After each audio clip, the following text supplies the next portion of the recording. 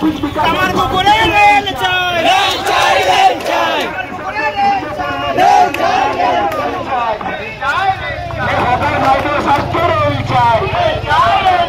ছাত্রদের স্বার্থে রেল চাই, চিকিৎসা স্বার্থে রেল চাই,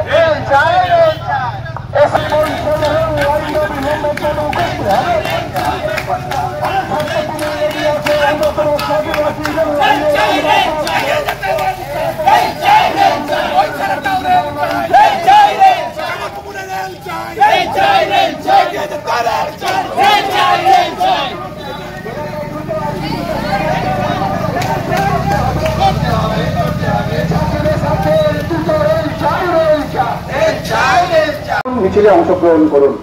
আমরা আস্তে আস্তে লাদিনা বটতলা পার হচ্ছি, এরপরে কাঠগোলা, পাশিম মন্দির, সবজি বাজার হয়ে আমরা চটিতে পৌঁছাবো।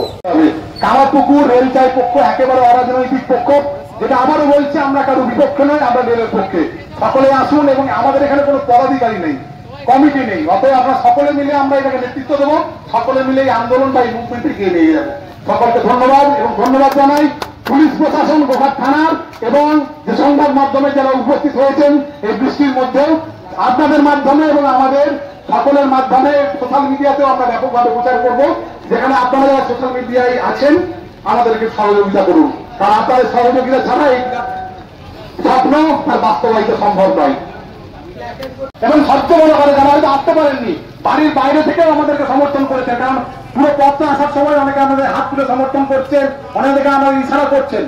তাহলে এই সমস্ত মানুষ প্রত্যক্ষ এবং পরোক্ষ আজকের মিছিলের যারা সাথী, আজকের আন্দোলনের যারা সাথী, তাদেরকে আমাদের তরফ থেকে, কামারপুকুর রেলচাই পক্ষের তরফ থেকে কৃতজ্ঞতা এবং কুর্নিশ। আমি একটা স্ক্রিনশট দেখাচ্ছি, এই স্ক্রিনশটটা আমার নয়, আপনার নয়, কোনো বানানো নয়, এটা ইস্টার্ন রেলওয়ে, কারণ আমাদের কামারপুকুর জয়রামবাটি এটা ইস্টার্ন রেলওয়ের মধ্যে পড়ে। এটা 2রা ফেব্রুয়ারি 2024 এই বছরের 2রা ফেব্রুয়ারি 2024 আমি পাঠিয়ে দেবো আমাদের গ্রুপে, গতকালও পাঠিয়েছি।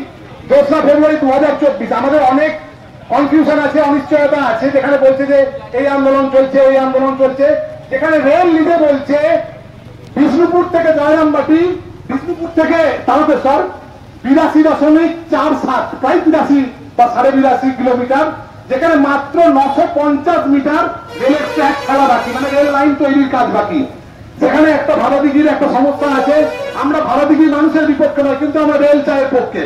ভারতদিঘির মানুষের সমস্যা সমাধান হোক, কিন্তু অবশ্যই কামারপুকুর এবং জয়রামবাটিতে রেল এসে পৌঁছাক, কারণ কামারপুকুর এবং জয়রামবাটি স্টেশনে যখন রেল আসবে সেখানে পর্যটনের বিকাশ হবে।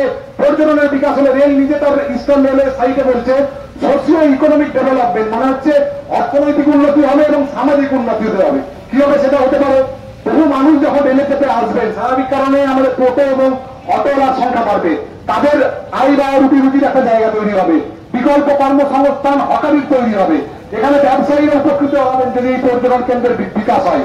এখান থেকে আমাদের এই কৃষি প্রধান এলাকা, আমাদের এই গ্রামীণ এলাকা, এখানকার মানুষ তাদের ফসল পাঠানোর জন্য তারকেশ্বর বা আরামবাগে এই মিনিমাম যেতে হয়। স্বাভাবিক কারণে যখন প্যাসেঞ্জার ট্রেন চলবে, মালগাড়ি চলবে, লোকাল ট্রেন চলবে, আমরা এখানে যে সমস্ত ব্যবসায়ী কৃষিজাত, কারণ কৃষি পরিবারের থেকে আমরা বিলং করি অধিকাংশই, কৃষিজাত পণ্য অন্য জায়গায় পাঠাবেন ব্যবসায়ের কাজে, তারা হয়তো এখানেই র্যাক পেয়ে যাবেন, এখান থেকে পাঠাতে পারবেন।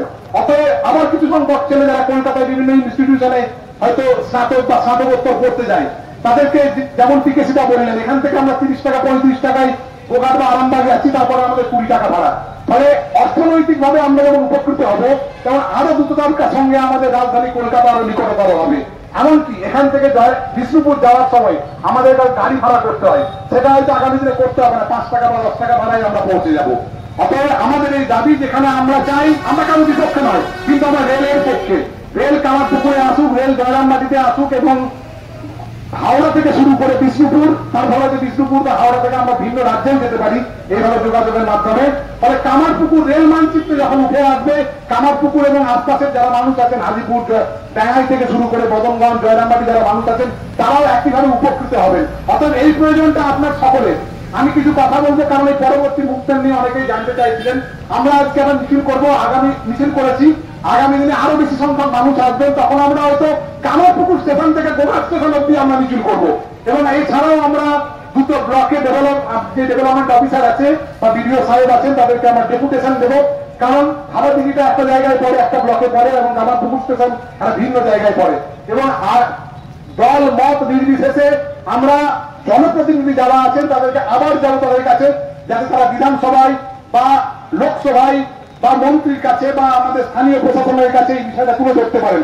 কারণ দিনের শেষে এই বর্ষার আধার নয়, রেলের আধার নয়, রেলের আলো আসুক, রেলের শব্দ আসুক, রেলের শব্দে আমাদের ঘুম ভাঙুক, বিভিন্ন মানুষ হকারি করুন, তাতে অর্থনৈতিক চঞ্চলতা বাড়বে, অর্থনৈতিক বিকাশ হবে।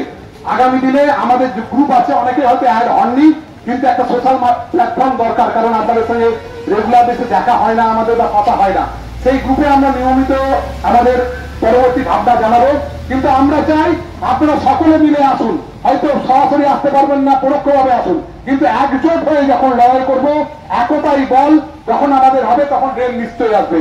আমি এই বলে সকলকে আমাদের তরফ থেকে কূটনীতি, কৃতজ্ঞতা এবং ধন্যবাদ জ্ঞাপন করে কিছু স্লোগান দেবো, তারপর আমাদের এই এখানে প্রত্যেককে আমাদের রেল চাই পক্ষ থেকে অনেক ধন্যবাদ। এই রেল আমাদের অনেক প্রয়োজনীয়তা মেটাবে এবং অনেক কাজে আসবে এবং একটা অনেক গুরুত্বপূর্ণ। তার জন্য আমাদের প্রত্যেককে এই রেল চায়ের পক্ষে সমর্থন করতে হবে এবং এই রেল চায়ের পক্ষকে এগিয়ে নিয়ে যেতে হবে। মহৎ মিছিল, এই মিছিলের যারা উদ্যোক্তা এবং অগণিত মানুষ এই আজকে দুর্যোগপূর্ণ আবহাওয়া উপেক্ষা করে বৃষ্টিতে ভিজে আপনারা শুধুমাত্র রেল চাই এই দাবিকে সমর্থন জানানোর জন্য আপনারা একত্রিত হয়েছেন। আপনাদেরকে আমি মন থেকে, অন্তরের অন্তঃস্থল থেকে ধন্যবাদ, কর্নিশ এবং কৃতজ্ঞতা জানাচ্ছি। আজকে যারা জড়ো হয়েছেন এবং এই মাইকের আওয়াজ যত দূর পর্যন্ত যাচ্ছে, প্রত্যেকে এই কাজে সমর্থন করছেন, আমাদের সাহস যোগাচ্ছেন, এই বিশ্বাস আমাদের প্রত্যেকের আছে। আপনারা জানেন তারকেশ্বর বিষ্ণুপুর রেলপথের যে আনুষ্ঠানিকভাবে লোকসভায় 2000 সালে অটল বিহারী বাজপেয়ী প্রধানমন্ত্রী থাকাকালীন এবং বর্তমান মুখ্যমন্ত্রী মাননীয়া মমতা ব্যানার্জি রেলমন্ত্রী থাকাকালীন অনুমোদিত হয়েছিল, কিন্তু দীর্ঘ 25 বছর অতিক্রান্ত, এখনো সম্পূর্ণ রেলপথ চালু হয়নি।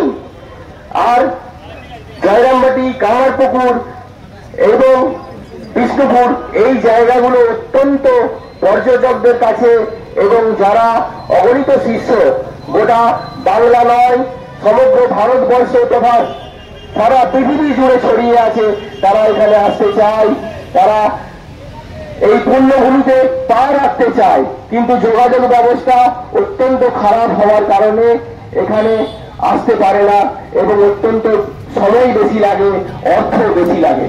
এদের কাছে আমি চিরকৃতজ্ঞ। আজ যদি রেল ভবিষ্যতে হয়, এদের একটা বিরাট অবদান থাকবে। আমার একটা ইচ্ছা রয়েছে, যেন রিটায়ারমেন্টের আগে আমি যদি রেলটা দেখে যেতে পারি, এটা আমার চিরকাল একটা স্বপ্ন।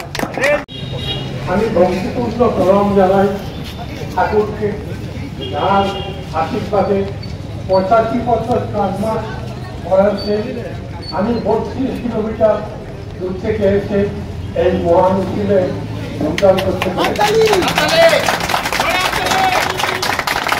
আমি ধন্যবাদ এবং কৃতজ্ঞতা জানাই যারা এই মিছিলের উদ্যোক্তা এবং এই মিছিলকে সফল করার জন্য এতখানি সাক্ষাৎ করে আজকের এই সমাবেশ সকলে সমবেত হয়েছেন, তাদেরকে ধন্যবাদ ও কৃতজ্ঞতা জানাই।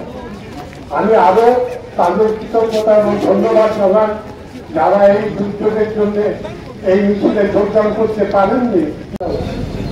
আমি আশা করব এই মিছিল সম্পূর্ণভাবে বড় থাকছে এবং সম্পূর্ণভাবে দেশের উন্নয়নের জন্য করা হয়েছে এবং সেই উদ্দেশ্যটি যাতে খুব তাড়াতাড়ি রূপায়িত